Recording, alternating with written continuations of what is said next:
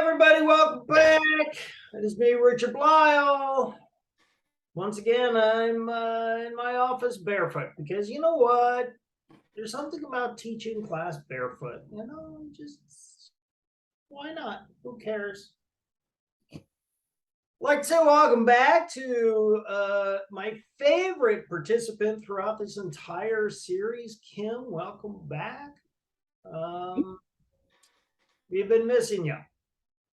We've been talking about thermodynamics and the 4 laws of thermodynamics. Last time we got through the 0th law. I just love the idea that there's actually a 0th law that defined the concept of heat and gave us heat capacity. If you prefer, it is specific heat, but never, never, never specific heat capacity. It's my favorite pet peeve. We started talking about the first law of thermodynamics, which really is the law of conservation of energy. And we talked about the concept of energy and work, which in chemistry is PV work, pressure volume work. 2 ways to do the work. You can increase the volume, you can change the volume while keeping pressure constant, or you can change the pressure, keeping volume constant. Or you can ignore it altogether. In chemistry, when we talk about energy, we usually think in terms of heat. When we think in terms of heat, there are certain things you can kind of leave out. I mean, we're talking about the law of conservation of energy is all forms of energy. But if you leave out things like PV work, if you leave out a couple of other things, we're skipping a lot of details here. Thermodynamics is several years study to really get the details down. So we're skipping the details. But when we talk about heat, we talk about enthalpy. Enthalpy is given the symbol H.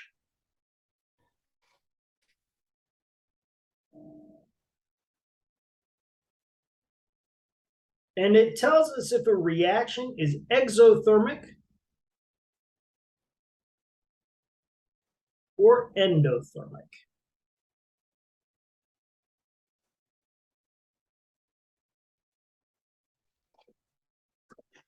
Exothermic, exo, given off. So if it's exothermic, thermic, heat, if a reaction gets hot, it is exothermic. And that means that the change in heat is less than 0 by convention. If you have a reaction where heat is released, the enthalpy is less than 0. It is negative enthalpy. My 2 front teeth, see these? When I was 7 years old, I tried to kiss the cement in the sidewalk, and the cement kissed back. And I broke 1 tooth in half, and I chipped the other tooth. These 2 teeth are caps. And for many, many, many years, those caps would fall off. It was always one cap or the other would fall off once a year, every year. It was like an anniversary. It was annoying. And it was also very embarrassing because, you have stuff that gets inside that cap and it decays. And so it always smells very bad. And when it falls off, it looks very bad because all that's left is almost a stump of a tooth. So I always looked very bad, and it was not good. Finally went to a dentist who was really ticked off at me. If you want your money back, I'll give you a full refund. Because he thought they were too old and he wanted his money, so he wanted to replace the caps altogether. Well, I was a graduate student. I didn't have any money for caps. So he agreed to glue it back on, to cement it back on. And when he did it, he held that tooth really tightly, painfully tightly up with his thumb. And there was it got very hot. Very, very hot. which as a chemist I recognized means that there were chemical bonds forming. And I realized that that was a good thing. And it was the last time that cap ever fell off. So it was very good. If a reaction gets cold, and some reactions do get cold, if you take ammonium chloride and dissolve it in water, it gets very, very cold. That means that your change, remember, delta always means change in. Your change in enthalpy is greater than zero. It is positive. It is endothermic. Now, obviously, in natural reactions, they can go either way. Some are endothermic, some are exothermic. But most spontaneous reactions, spontaneous means it reacts on its own. Spontaneous means you do not have to put in any external energy to get this reaction to occur. Most spontaneous reactions are exothermic. So we're going to talk about spontaneity. If it's spontaneous, it favors exothermic.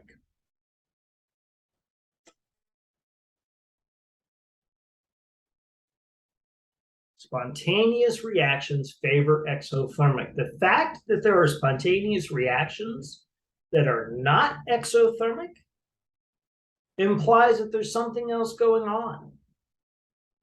That something else is the second law of thermodynamics, and we're nowhere near there yet. With luck, we're going to get there today, but we're not there yet. But that's the second. There are two driving forces in the universe. The first one is enthalpy.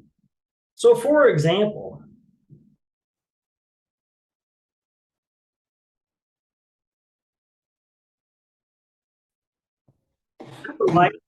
God bless you. Did you ever light a fart on fire? I don't think most people have. I've never seen it actually done. I've seen it in movies. The main gas in farts is methane, and a lot of people, because of that, think methane smells bad. It doesn't. Methane does not have any smell at all. You cannot smell methane. Methane is not the only thing coming out of your butt if you're farting. So that's not what smells. What actually smells is dihydrogen sulfide. It's why it smells like rotten eggs sometimes. But if you light it on fire, you're actually burning it with oxygen.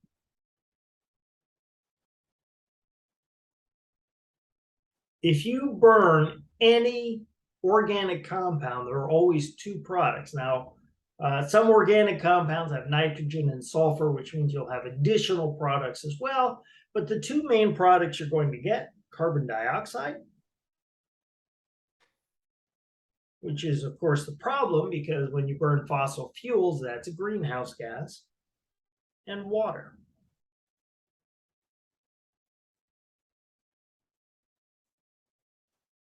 Every chemical reaction must be balanced. So we have one carbon, we have 4 hydrogens here, which means we need 2 here. Now we have 4 oxygens, so we needed 2 here. Now we have a balanced chemical reaction. If you really think about what's going on,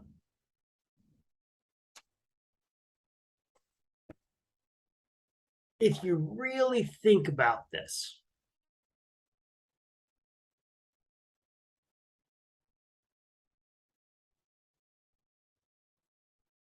here we have the reaction. The 2 on top, and we talked about the shapes of molecules before. This program is called Hyperchem. This is a very expensive program. Brought to you courtesy of my dad, who was polite enough to die. So he bought this for me in his will. He left me a little bit of money. He left me enough money to buy Hyperchem, which is not cheap. It's a molecular modeling program. And we talked about this before. We talked about the shape of molecules. Do you remember tetrahedral? Well, this is This right here, this is methane, and it is a tetrahedral molecule. So you can see kind of what tetrahedral is. The three hydrogens on the bottom form kind of a pyramid, kind of a triangle shape, and you have the one hydrogen on top. This is a linear molecule. This is carbon dioxide. Here's water. Water is bent, and oxygen. Oxygen is in red. Hydrogen is white. Carbon is blue. And if you really think about what's happening, this is a very exothermic reaction. We know that when you burn things, a lot of heat is given off. It is exothermic. There's no doubt delta H is less than 0. So where does that heat come from? Well, if you really think about it,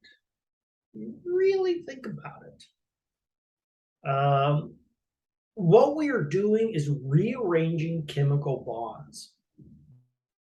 That's where the heat comes from. In order to form the carbon dioxide down here on the bottom right, the first thing we have to do is break, not 1, not 2, not 3. You have to break 4 bonds between carbon and hydrogen. We have to break those bonds.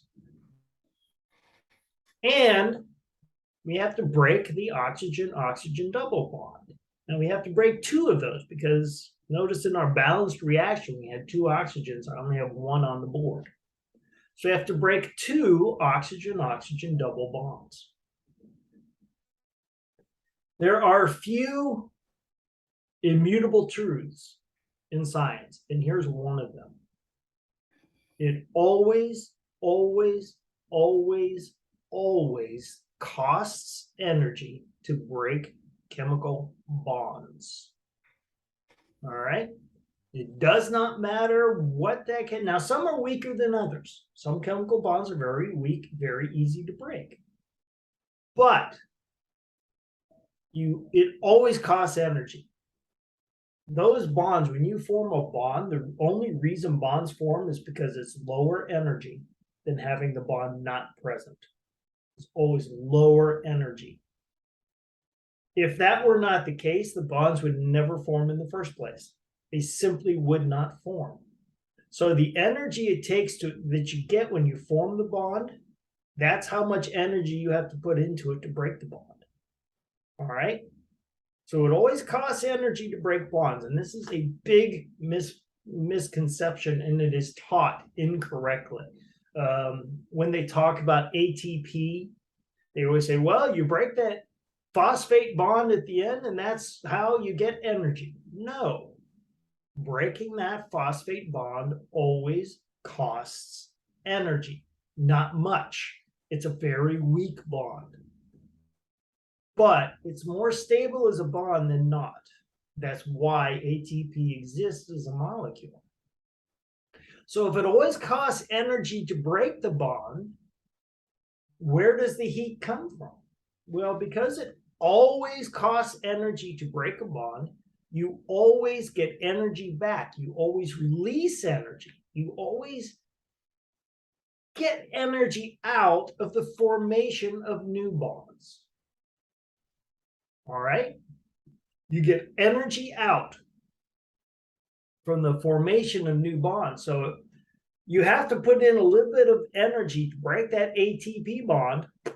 That's going to cost you energy. That's why ATP stays ATP until it's ready for the body to use it. All right? If that wasn't the case, ATP would not ever exist, which means it would never get to the place it needs to go in order to release energy.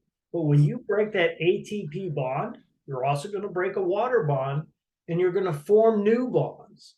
And the amount of energy you get back from forming those new bonds is greater than the amount of energy you had to put in to break the bond in the first place. So in this case, we are putting energy in to break these 4 carbon-hydrogen bonds and these 2 oxygen-oxygen double bonds. We have to put that energy in. But then we get 4 oxygen-hydrogen bonds back down here because there are 2 waters. Remember, in our balanced equation, we have 2 waters. So we have 4 oxygen-hydrogen bonds formed. and 2 carbon-oxygen bonds form. Double bonds, carbon-oxygen double bonds. That energy, it gives off so much, we get so much more energy back from the formation of the bonds in water and carbon than what we put in that to break these bonds, that the overall reaction is exothermic. That's where the heat comes from. Does that kind of make sense? You kind of see that? So you put energy in to break bonds in the first place, you get energy back in the formation of new bonds. And if you get more energy back than you put in, the reaction is exothermic. If you don't get as much energy back as you put in, then it's an endothermic reaction.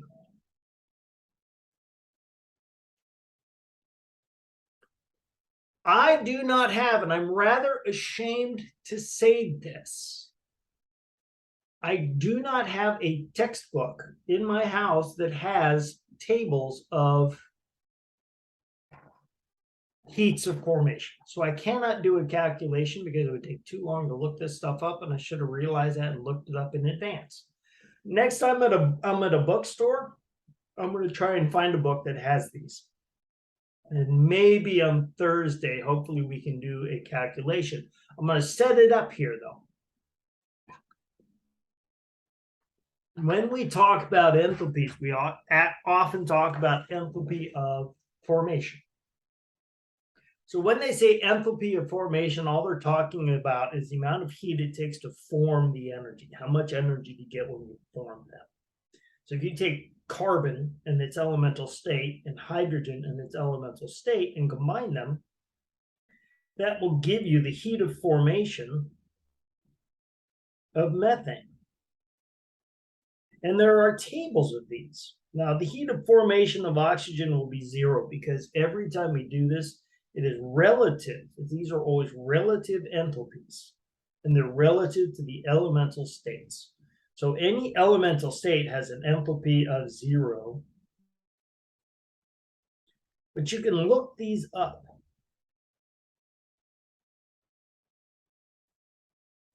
You can look these up and get these values out of tables. And the change in enthalpy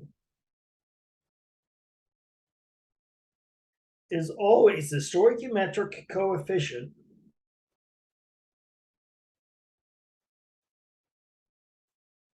times the heat of formation for each of these. And always put, keep wanting to put 2 there, but I keep forgetting. So you start with, and it doesn't matter what order you do this because addition is commutative. And by the way, the heat of formation of carbon dioxide is very large. And well, it's a negative because it's exothermic. The heat of formation of oxygen is actually small. I believe that most of this is going to come from CO2, but you add up the heats of formation of the products. Remember, delta is always products minus reactants.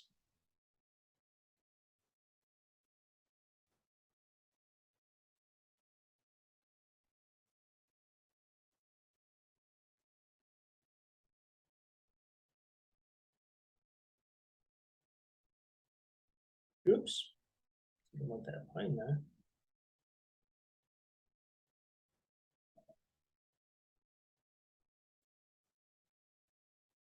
So you go to your table of heats of formation. Oops, I forgot. I have not 1, but 2 oxygens, don't I?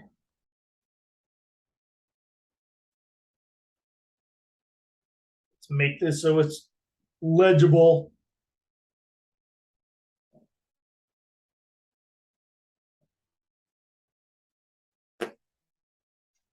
There we go. There's our formula for this reaction.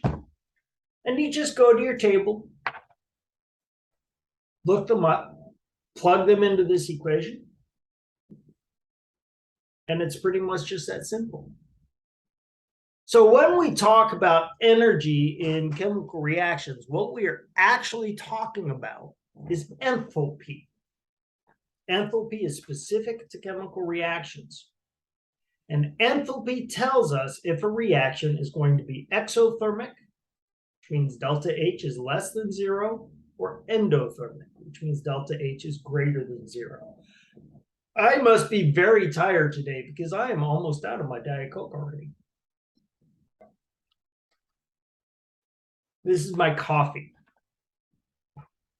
And I honestly believe Diet Coke should pay me a commission for talking about it as much as they do. So, this is the first law of thermodynamics, and enthalpy is how we apply the first law of thermodynamics to chemical reactions. Do we have any questions before we move on?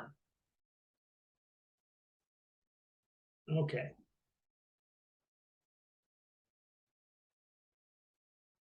So every new law, we introduce a new concept and we introduce a new equation.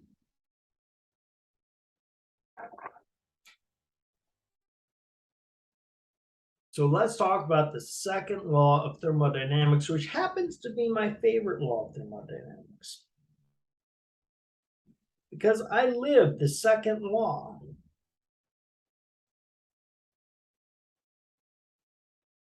The second law has got to be the most frequently misquoted and misunderstood law in thermodynamics. People often do not understand the second law of thermodynamics. The second law of thermodynamics introduces the concept of entropy.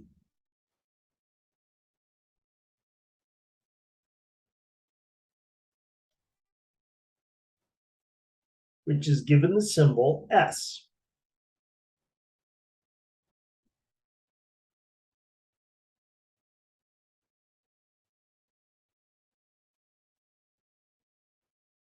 The law simply says this: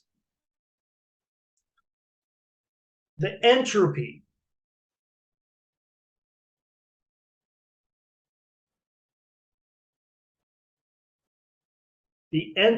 of the universe can never decrease.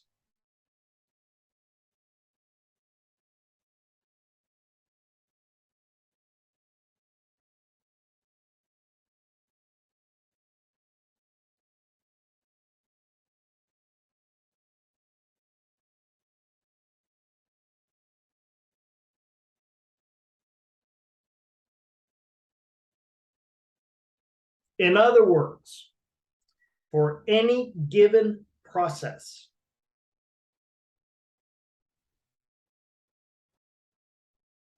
for anything that happens, and again, I'm not just talking chemistry. This is for anything that ever happens.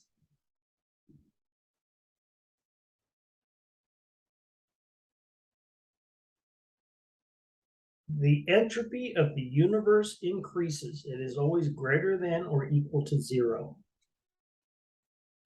Here's where it is frequently misquoted. Most people, when they talk about entropy, will say the entropy can never decrease. That is wrong. Entropy can decrease. Remember,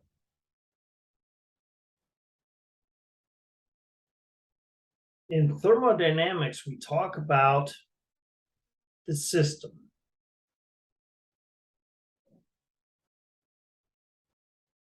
All right, we talk about the system. And we talk about the surroundings.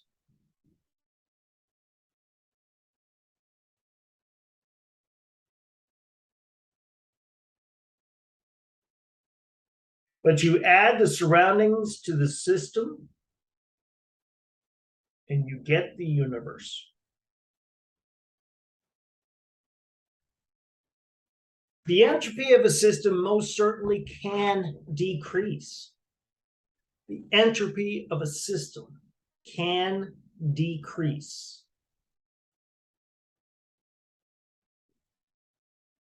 by doing work on the system.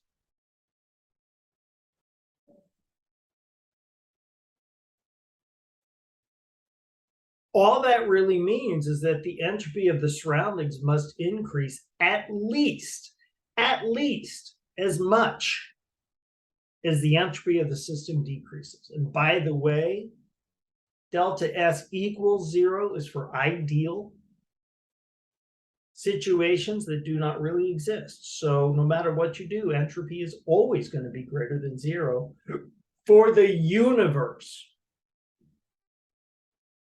And I promised you an equation. So before we talk about a little more about entropy itself, here's the equation that goes along with the second law of thermodynamics. I'm going to give you two equations here.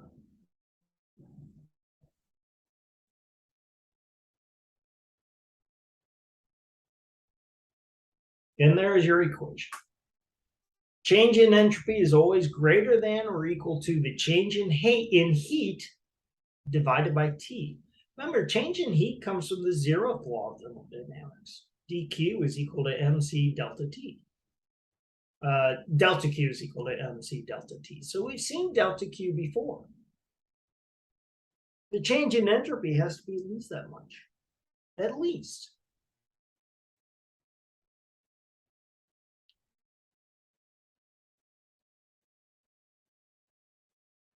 Okay, let's talk about what entropy is. One of my favorite discussions, one of my favorite definitions of entropy is this. If you put a drop of wine into a barrel full of sewage, you're going to get a barrel full of sewage. If you put a drop of sewage into a barrel full of wine, you're going to get a barrel full of sewage. A lot of people think, and this is fine to consider it this way. I want to make this perfectly clear. A lot of people define entropy as chaos. So to say that the entropy of the universe never decreases is the same as saying that chaos increases. In natural processes, in spontaneous processes,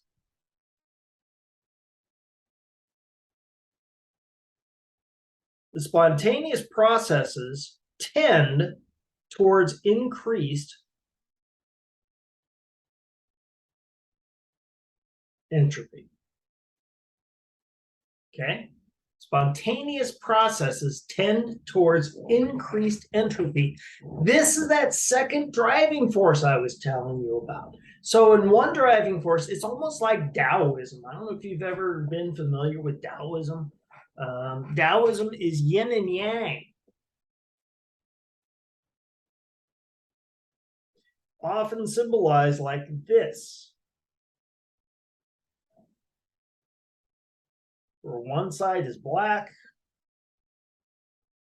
the other side is white. And in Taoism, they talk about the driving forces of the universe, the yin and the yang. One is on top sometimes the other is on top.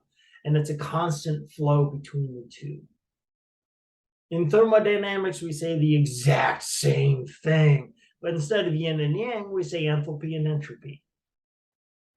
Enthalpy and entropy are the two driving forces of anything that happens. It always wants to go to lower enthalpy or lower energy. Okay? Natural processes want to go to the lowest possible enthalpy, the lowest possible energy. But they also want the maximum possible entropy. Well, in some processes, you can't do that. In some processes, you either can have lower energy or lower or higher entropy, but you can't have both because they're both changing the same way. They're both increasing or they're both decreasing. We're going to talk about which one wins in the third law of thermodynamics, but that's it. So we talked about ammonium chloride. You put ammonium chloride in water, it gets very cold, very, very cold. Why? Well, because entropy is winning out. It's going to higher energy because it's absorbing heat. If it's cold, it's absorbing heat, which means the internal energy is actually going up. And that's happening because the entropy is increasing as well. And the entropy trumps, in that particular case, the entropy trumps the enthalpy. The entropy is actually the driving force rather than the enthalpy. When you are when you are hot and you sweat, why do you sweat? Because evaporation absorbs heat.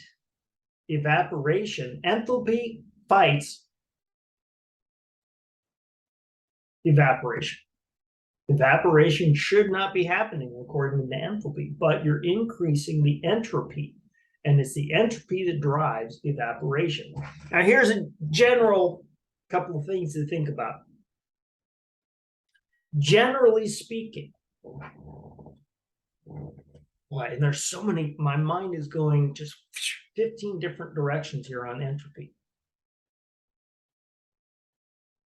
Less dense states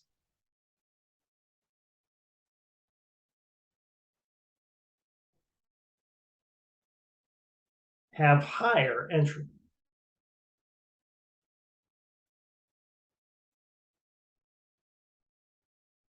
Okay, so solid is lower entropy than liquid, which is lower entropy than gas.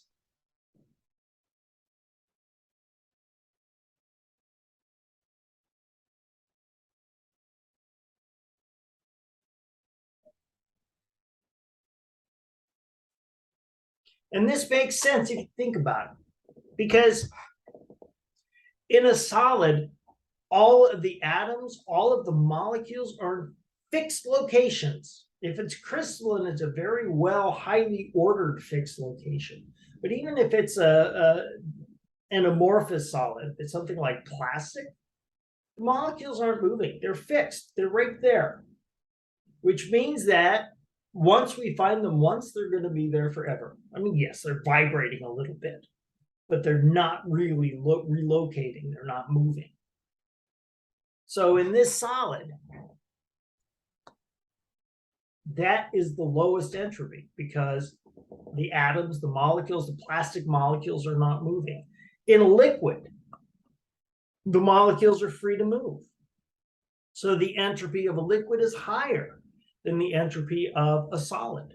But in a liquid, in what's left in my Diet Coke, those molecules are confined to that volume.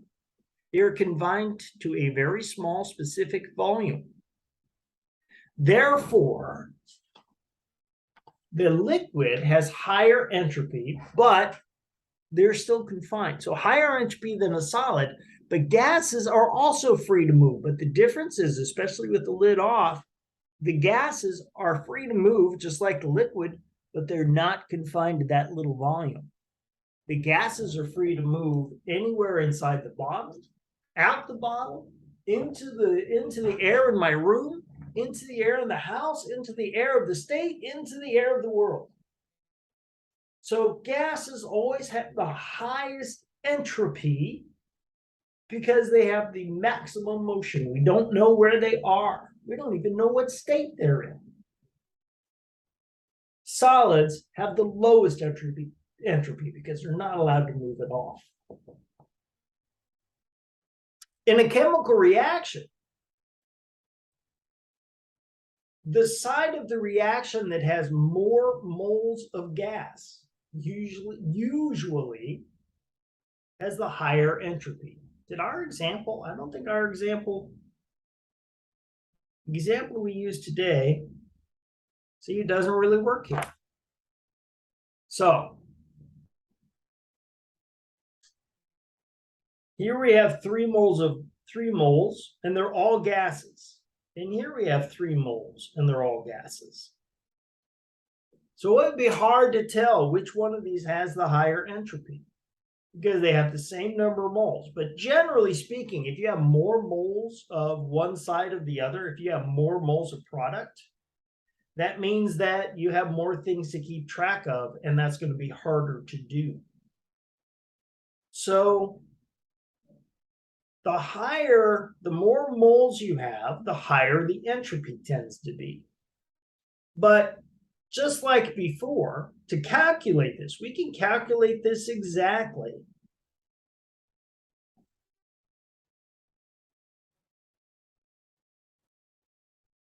Remember, that arrow doesn't mean equals, it means combines to yield.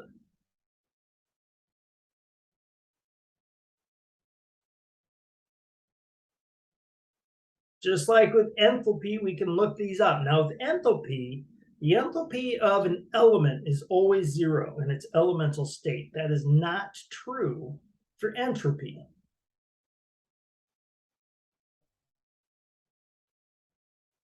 So you would look these up in a table.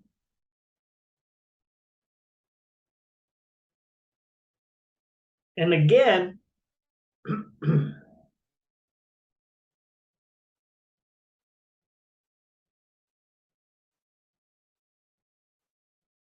it's products minus reactants.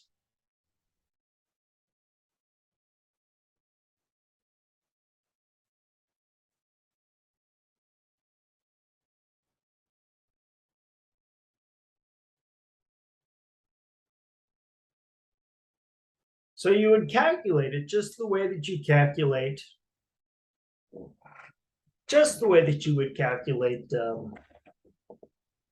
enthalpy.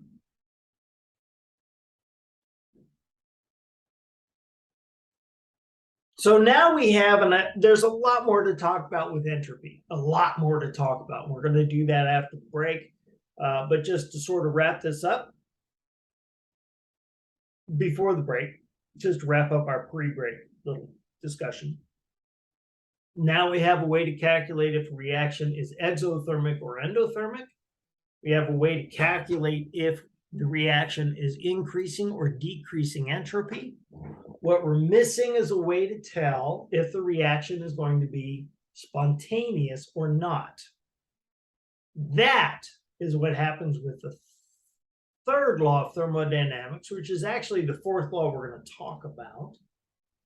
But before we get there, we have a lot more to cover in entropy, and in my mind's eye, it gets pretty interesting.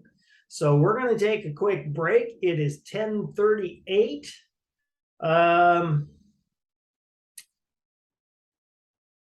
Kim, how do you feel? You want to go to 10:45 or you want to go to 10:43? Let's make it easy. Let's go to 10:45. What do you think? Does that sound fair? Yeah, that sounds great.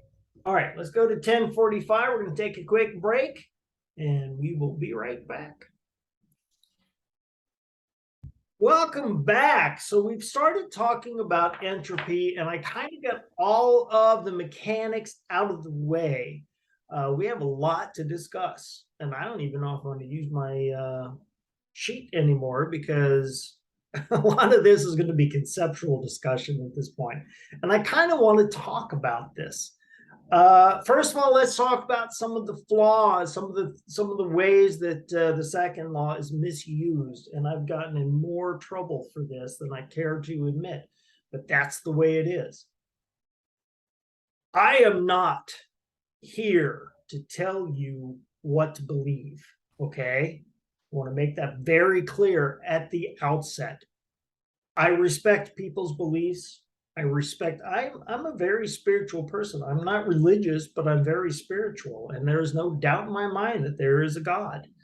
I'm not going to tell you what to believe, but I'm going to tell you this. If you're going to try to use the laws of thermodynamics to support your belief, you damn well better make sure that you understand those laws. One of the most frequent arguments that misuses the laws of thermodynamics is evolution. It is very common to hear someone say, well, look, the second law of thermodynamics says evolution cannot occur because you're going to more organized species. Well, yes, you are. But remember, I told you at one point that a system can be an ethereal concept. So if we think of living organisms as our system, remember, entropy for a system can decrease as long as the entropy of the universe increases. As we go to more complex living organisms, as our system is going to more complex living organisms, yes, the entropy is decreasing. But the entropy of the system is allowed to decrease. The entropy of the system must be able to decrease. And as that system is becoming more complex, we are running around increasing the entropy of the world around us astronomically. Because humans are so complex, we are digging fossil fuels out of the earth that have been out of our system for eons. And all of a sudden, we're putting them into the air as carbon dioxide. You take and remember, the more condensed the states, the lower the entropy. So we're taking very low entropy systems. We're taking carbon, we're taking oil, we're converting it into a very high entropy result, carbon dioxide. That's an increase in entropy for our surroundings. As beavers chew down trees and build dams, those trees are now dead. They're beginning to rot. And that rotting is going to release a lot of gases. It's going to create a lot of side products, and we don't even know what they are. The entropy of the system is increasing because of the complexity of those beavers. So yes, evolution is allowed according to the second law of thermodynamics because it's a system.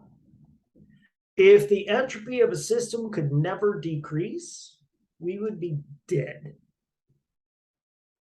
Because remember, the lower the state, the less dense the state, the gases are the highest entropy possible as far as the states are concerned. If entropy can never decrease, then water would evaporate into gas.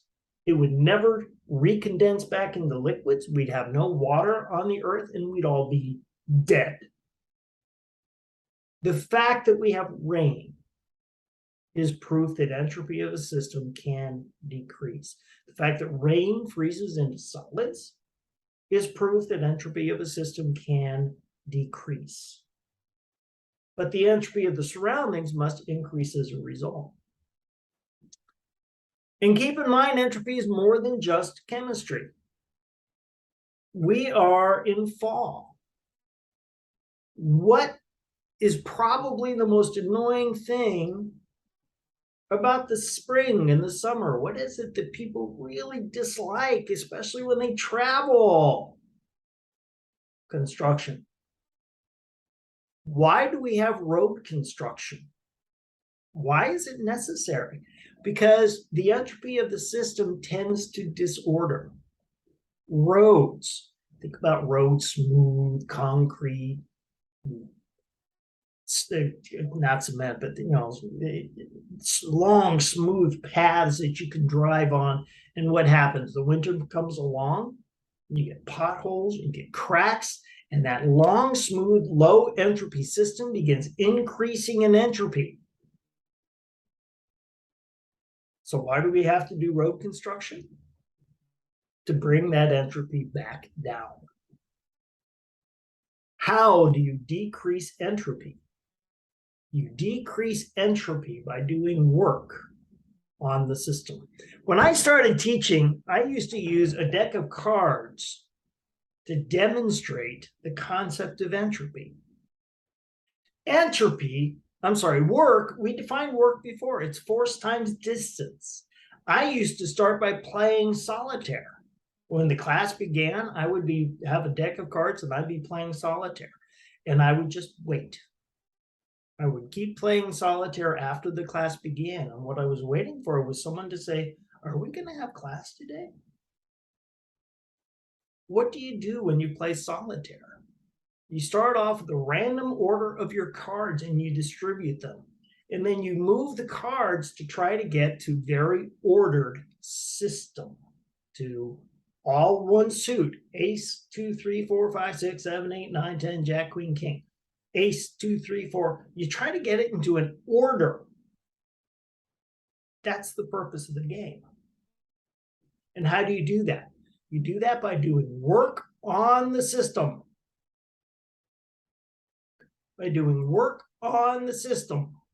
Kim, let's see if I can do this. Trying to figure out how to get me on the screen. I don't want that. I know it's very arrogant to want to be able to see yourself.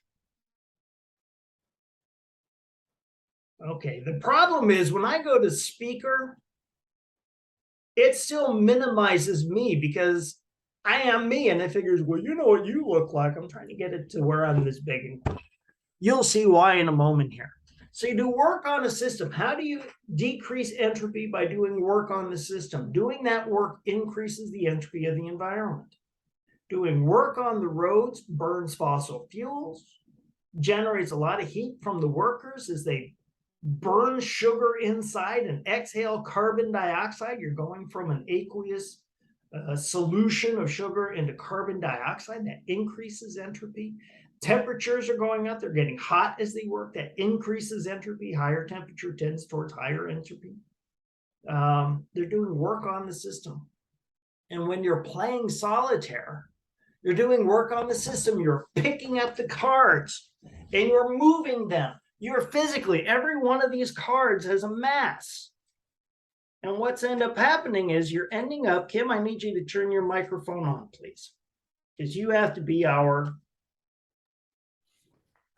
the class. Now, I just shuffled these. You pick up a card, has a mass, you move it, that's a distance, force times distance. I'm going to shuffle this again, Kim. I need you to say when. So tell me when to stop. Oops. Okay. So now here's your card. Can you see it? I can't see it because I'm looking away. Yes. See what it is? Perfect. Yeah. Okay. I cannot see what it is. I'm putting it back into the deck. Okay. Now, a lot of people say that entropy is disorder. And like I say, that's a fine way to think about it. But the problem is, how do you define disorder? You have kids, don't you? Don't you, Kim? I have a No, mom. Kim has kids. In fact, I think I met all of your kids. I'm pretty sure. Most of them. If not all of them, most of them. Yeah. You're a mom. Have you ever had that problem where you tell kids, go pick up your room, and then what they do is they say, my room is already clean, and then and it's hard to argue with them because ask them where a sock is and they'll be able to tell you exactly where that sock is. So how do you define disorder? What looks like disorder to you does not look like disorder to your kids. You, Kim, your card was the 3 of clubs, right? Nope. Okay. I contend that entropy is more a state of knowledge. The less we know about a system, the higher the entropy. I had 52 cards in this deck. So I had one chance in 52 of picking the Queen of Hearts. And that's why I guessed wrong. That's why I got the wrong card. Because I don't know. What? So I got it wrong, didn't I? Kind of. Well, it wasn't the 3 of clubs. Was it the 9 of spades? Anyway, so whatever it was, I don't know. Kim is laughing because this was her card. How do I know that her card was the Queen of Hearts? I dealt off the bottom. which means I did work on the system. I decreased the entropy by doing work on the system. Here's a weird thought. Now, I just said that disorder is not a good way to think about entropy because you can't define disorder. And I said, maybe entropy is more about information. The less we know about a system, the higher its entropy. Now, you might ask yourself, but wait a minute. If my thing just went to sleep. We can't define disorder. How do we define information? Aha. Now go back and think about quantum theory. In quantum theory, we came to realize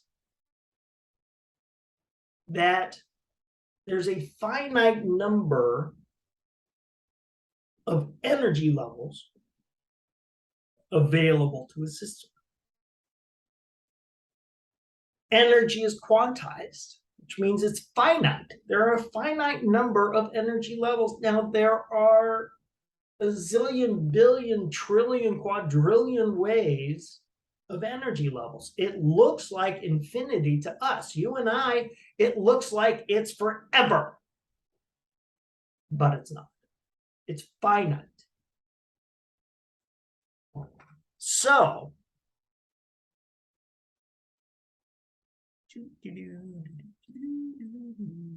let's go back to our share board because I guess I am. Well, that's just wrong. So the entropy of my remarkable 2 has increased because I don't know why it's not working. Actually, I do. It's because it fell asleep. All I have to do to fix it is this. Okay, why did that not fix it?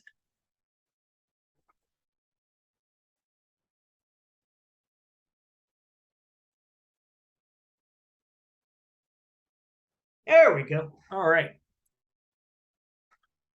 So now, from quantum theory, we know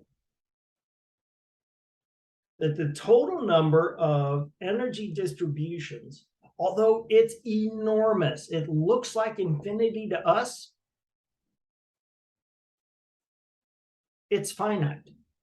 It's a huge number. Let's call that number W.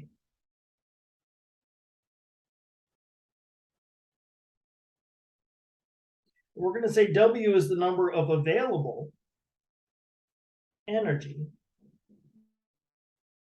distributions.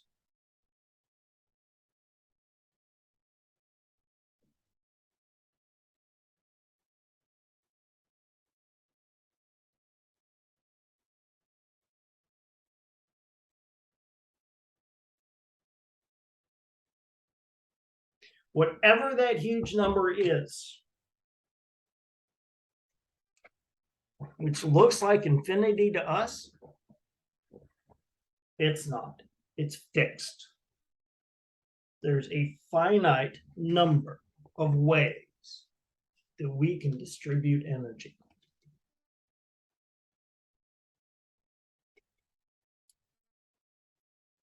So you have classical thermodynamics, which is what we're talking about here. We have quantum thermodynamics, is what we talked about when we were discussing energy, energy levels and electronic configuration. That's all quantum theory. So we have classical thermodynamics, we have quantum mechanics. Just realized you can't see my gestures. You have classical thermodynamics, you have quantum mechanics. There has to be a bridge between the two. You get enough quantum particles all doing their own bizarre, strange little behavioral dances. We don't know what it's doing. We're not allowed to understand what it's doing. But you get enough of them together, they have to add up to the classical limit. So they behave in the ways according to classical thermodynamics. There has to be a bridge from one to the other. That bridge is what I do. That's what that degree is right there. That bridge is called statistical thermodynamics. And in statistical thermodynamics, and I'm not going to go into how to prove this, we get a very simple little equation. It says entropy is equal to a constant that we call Boltzmann's constant. We know what that constant is, times the natural log of W. That's entropy. That's how entropy is related to information. The more ways that we can distribute the energy among a system, the larger W. And the larger W, the less we understand about that system, because the less likely we are to say, okay, we think it's distributed this way. Are we right? Well, the larger the number of ways we can distribute that, the less likely we're correct. So as W increases, entropy increases. Log, by the way, that's just natural log, ln. If you look on your calculator somewhere will have, oh, mine is the second function here, so it's a little hard to see. Here's log, L-O-G. On your calculator, you have L-O-G. Yeah. That's base 10 log. All right, that's base 10. Are we going to talk about that? Yeah, we're going to talk about that this course. Right next to your LOG key, you have an LN key. LN is also log, but it's called the natural log. Instead of being base 10, it is base E, which is 2.17 something, blah, blah, blah, blah. I forget what it is. It's an irrational number like pi. So as W goes up, log W goes up. And as the number of distributions, as the number of possible distributions in a system increases, the larger the entropy is. So when we talk about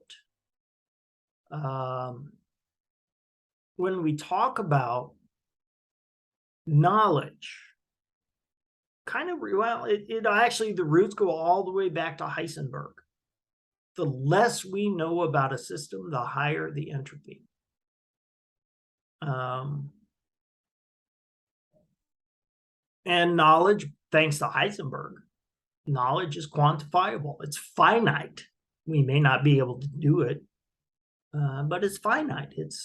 There's a fixed number of ways, even though it's so large, we'll never be able to figure it out exactly. That is the second law of thermodynamics.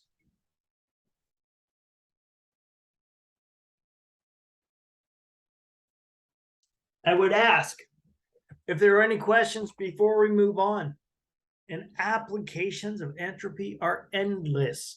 The house tends towards higher disorder when you have kids, so you have to clean it more often. You have to straighten it up so you can find that damn remote. I don't know where the remote is. The kids put it somewhere. Did you ever lose your phone only to realize that you accidentally left it in the refrigerator? That's entropy. How do you find it again? By doing work. You look for the phone. It's like, wait a minute, I got a Coke out of the, okay, it's in the refrigerator. When we are living, our bodies are doing work constantly to decrease our entropy. Our cells are dying and sloughing off continuously. That's what dust is. The vast majority of dust is dead skin cells. That's it, man. It's us decaying. We are decomposing. So what does our body do in return? Well, first of all, we have to dust the house, which is work. So we have increased entropy in the house because of all the damn dust. How do we decrease the entropy? Well, we clean up the dust. We dust, we vacuum, we do what we have to do.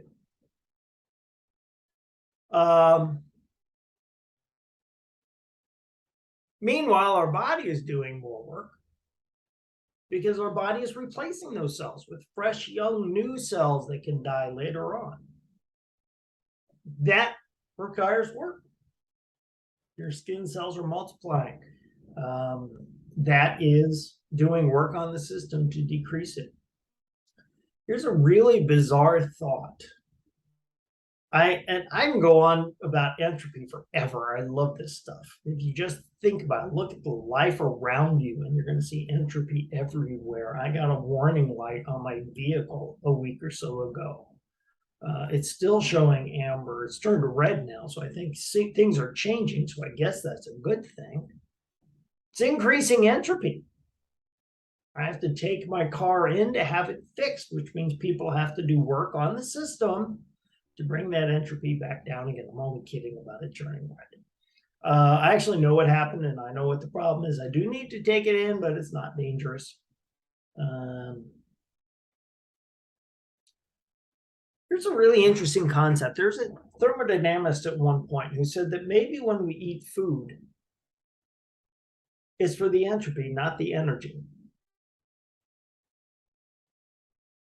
It's an interesting concept. When you make a meal, Kim, I bet when you make meals, presentation is important. You want it to look nice. And you get a plate of your food. It's Thanksgiving. Thanksgiving is the next holiday. It's not Christmas. Thanksgiving is the next holiday. Get your plate of food, and you have nice sliced turkey, and maybe have some mashed potatoes with a nice little indentation for the gravy, and you have your vegetables there, your corn, actually your corn dish, whatever it is that you have, and it's a beautiful plate. And what do? You destroy it. You masticate. I love that word, mastication. I love masticating because it means chewing. So you take it and you cut it up into pieces and you chew it, and you're increasing the entropy with the chewing, and then you swallow it, and your body breaks it down from that nice little, it's still meat, it's still potatoes, it's still in your stomach until your body breaks it down to its individual components, its proteins and its lipids and its DNA and its RNA, and it reincorporates it all into your body. And maybe what you're actually eating is entropy. I don't buy this. It's part of it. I mean, it's part of it. You also need the energy. There's no doubt in my mind. But it's an interesting way to think about eating. It's just sort of a different way of looking at the world. Any process where you are doing work, you were doing work to bring down the entropy. Kim gardens. Did you know that? She has a garden. How's your garden this year, Kim? It's done. It's done. Did you get any cucumbers? Oh my goodness. Yeah, our garden's very happy. It gave us lots of cucumbers, more than I wanted. Nice. And so what does that mean? That means that Kim went out and she worked on the garden. She tilled up the ground. She planted seeds in a very orderly fashion, so she knows what is where. I doubt she was out there like Johnny Appleseed with a handful of random seeds just going, whatever. No, she put in work. She weeded the garden. She watered the garden. She harvested she harvested the garden. That's a lot of work. And she's doing it to decrease the entropy. With lower entropy, she knows exactly where those cucumbers are in her garden. That's the second law of thermodynamics. Kim, any thoughts on that before we move on? All good.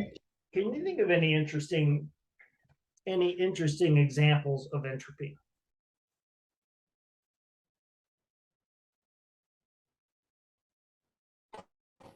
That used to be one of my assignments. I would tell my students, okay, you have until the next class to go out and think about examples of entropy in the second law of thermodynamics, which means putting work into the system to bring the entropy down.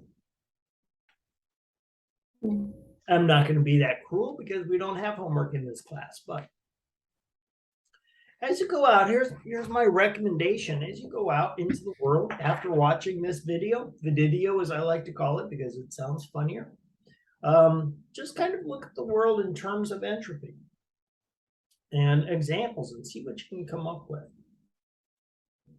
We have talked about 3 of the 4 laws of thermodynamics.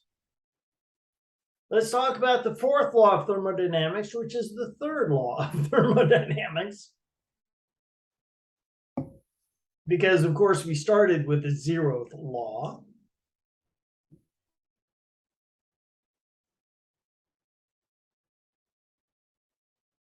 Free energy.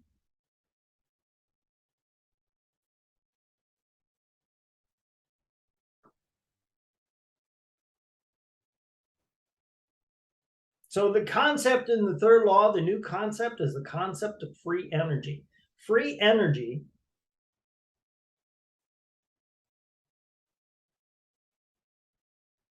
is the energy available to do work.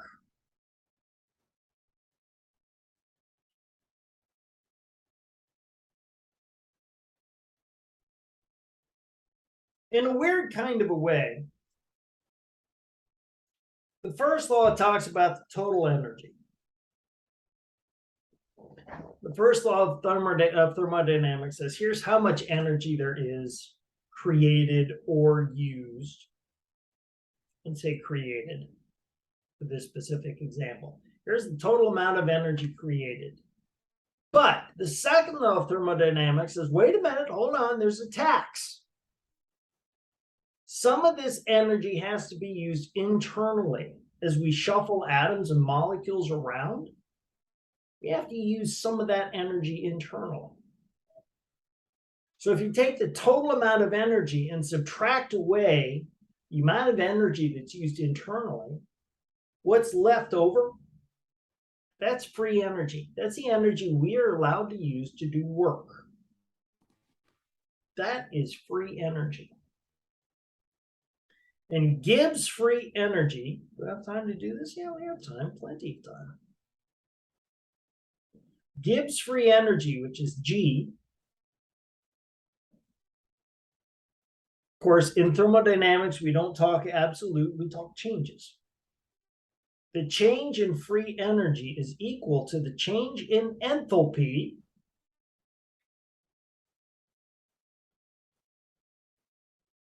minus temperature times the change in entropy. There's our equation.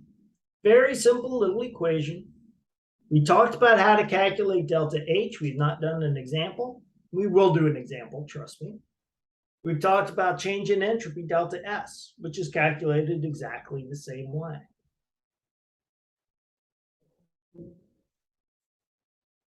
In that table that I told you can find, the table is always organized to give you delta H, to give you heats of formation, entropy, and then it gives you G. It gives you Gibbs free energy. Never, never, never, never use that G from the table. And the reason is very simple.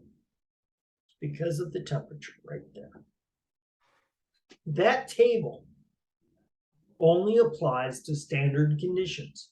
Unlike STP, which is 0 degrees Celsius, I believe standard conditions is 20 degrees Celsius. That's why I get them confused, because I know one is one and one is the other, and it just mixes me up, and I don't know why they do that. But they do. But if you're not at that specific temperature, it's no good. You're not going to get the correct value for delta G. Change in enthalpy, change in entropy is more or less independent of temperature. Now, there are some extremes that it will mess you up, but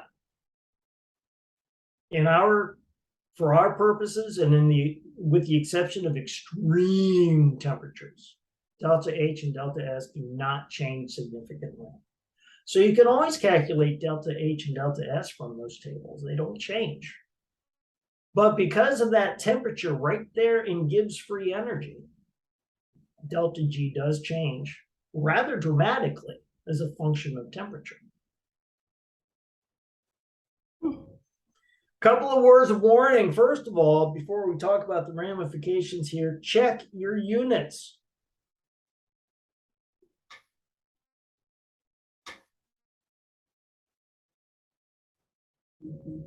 Oh, that means something different. Check your units. Don't check your unit. That'd be just crude.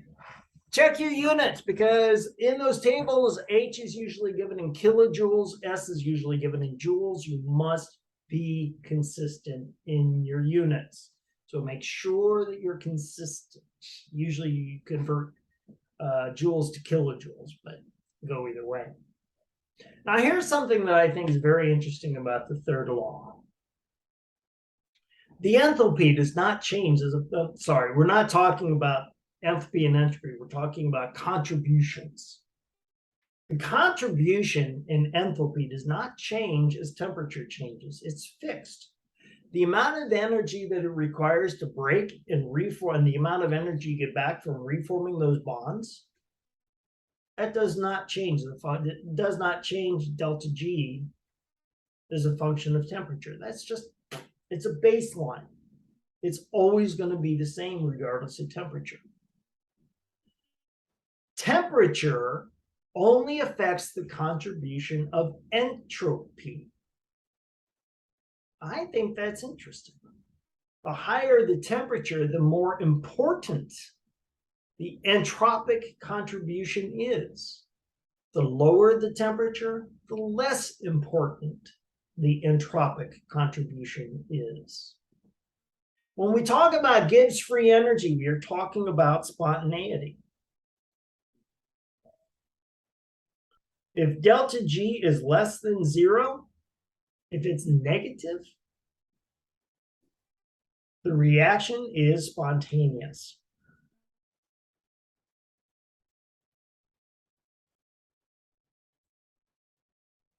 If delta G is greater than 0, if it is positive, it is non-spontaneous.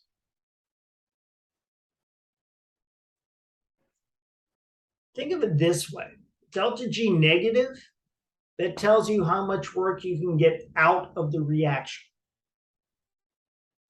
Delta G positive, that's how much energy you have to put in to make that reaction occur.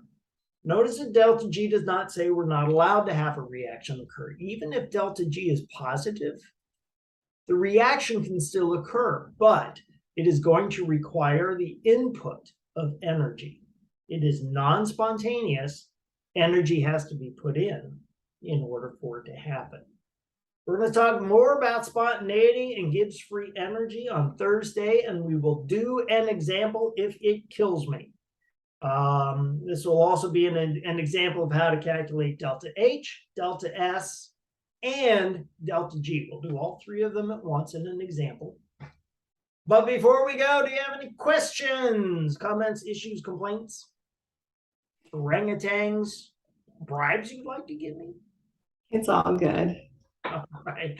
I'll take that as a no to the bribes. Have a great day. Make sure you make it to your next class. Boy, I almost clicked the wrong thing there. And I am